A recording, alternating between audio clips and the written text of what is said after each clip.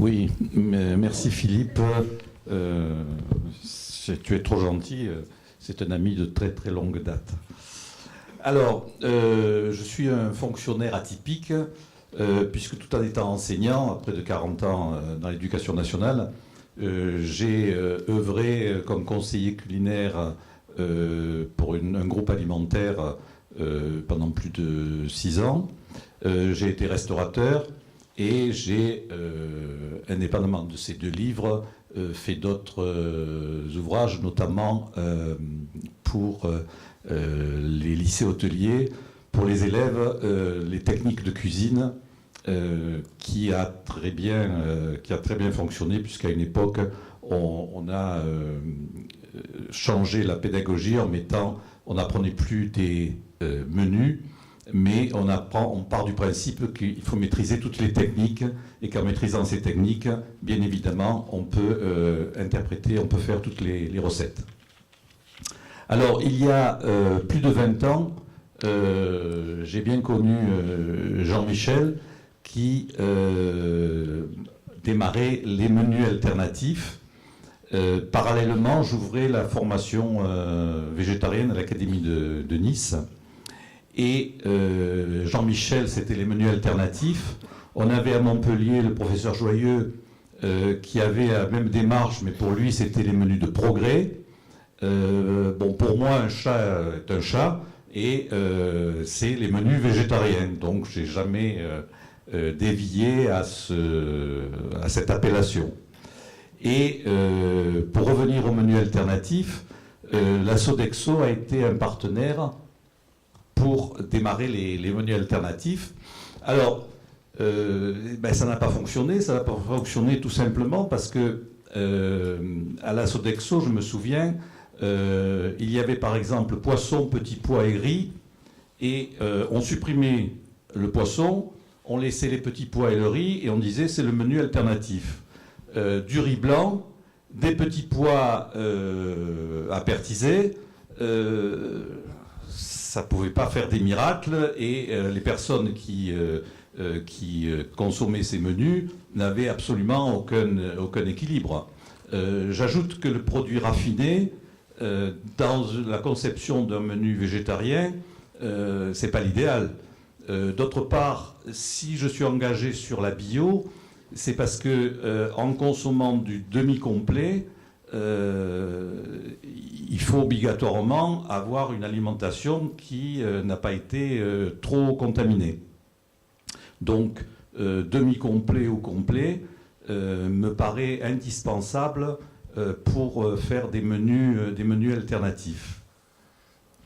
Alors, depuis 8 ans, j'anime au Salon de l'Agriculture le stand de l'agence Bio. Et j'ai eu de gros problèmes au départ avec le syndicat de la viande bio, qui bien sûr est la principale source de revenus pour l'agence Bio. Et c'est à peu près, si on n'est pas dans le bio, on est dans le conventionnel, c'est la même chose. On n'a qu'à voir le poids de la FNSEA par rapport aux engagements qui pourraient être pris salutaires pour la population. Et j'ai dû mettre au moins 3 ans pour faire comprendre que si on veut manger une viande de qualité, une viande bio, on ne peut pas la manger tous les jours. Il faut alterner. Et ça faisait beaucoup rire les personnes qui passent et qui voient qu'au Salon de l'Agriculture, il y a des menus végétariens. Mais ça a été maintenant très bien accepté. Et tout en cuisinant des préparations de viande, il y a aussi des préparations végétariennes. Donc si vous venez au Salon de l'Agriculture, je vous invite à venir au stand de l'agence Bio. Alors en ce qui concerne mon engagement contre la viande conventionnelle, je pense qu'à l'heure actuelle, c'est un scandale de voir par rapport à la santé, par rapport à l'environnement, ce que provoque la viande industrielle. Vous êtes peut-être épargné dans cette région où c'est une production locale qui n'est pas industrielle, mais 80% de la France consomme dans les collectivités une viande qui est terrifiante. Il suffit maintenant de voir les ouvrages de professeur, pas le professeur, de Madame Domenech, le cerveau endommagé, de voir le travail de Sicolella, que Philippe connaît bien, qui, par rapport justement aux pesticides, par rapport aux antibiotiques, sont dramatiques. On dit les antibiotiques, les médecins donnent trop d'antibiotiques, mais je pense que le problème n'est pas là. Le problème, c'est que quand on mange une viande industrielle, on se gave d'antibiotiques. Je rappelle qu'il y a 1 milliard de personnes sous-alimentées dans le monde, et que notre consommation, il faut réfléchir un petit peu à ce que l'on va consommer. Et puis, très important, 40% de produits alimentaires dans nos pays sont gaspillés. Et bien souvent, ils sont gaspillés parce qu'on ne donne pas une alimentation de qualité. Une opération qui est née il y a 2 ans, Bon pour le climat. C'est un journaliste qui a démarré cette association et commence à y adhérer des restaurateurs qui vont diminuer par 2 les poids de viande et les poids de poisson qu'ils ont l'habitude de donner et d'introduire dans les menus davantage de produits végétaux.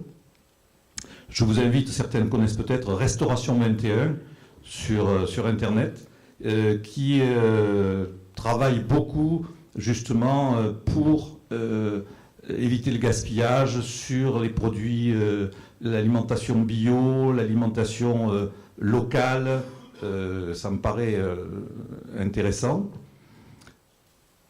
Voilà en gros tout ce que j'avais à vous dire. Je voudrais remercier tout particulièrement le chef qui est à mes côtés, parce que sans son équipe et sans lui, vous n'auriez pas le menu que vous allez déguster tout à l'heure.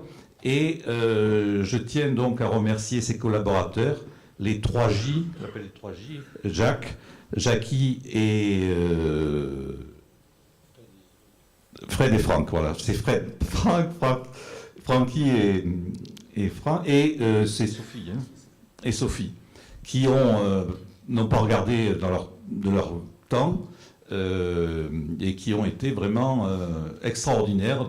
Dieu sait si j'ai l'habitude d'intervenir dans des entreprises où il y a toujours un moment d'attention, mais très vite, c'est une cuisine qui demande, il ne faut pas se voiler la face, si on veut faire des menus végétariens qui ont du goût, c'est pas une cuisson que l'on peut faire à la vapeur, et évidemment ça demande plus de temps. Voilà. Donc merci pour votre attention.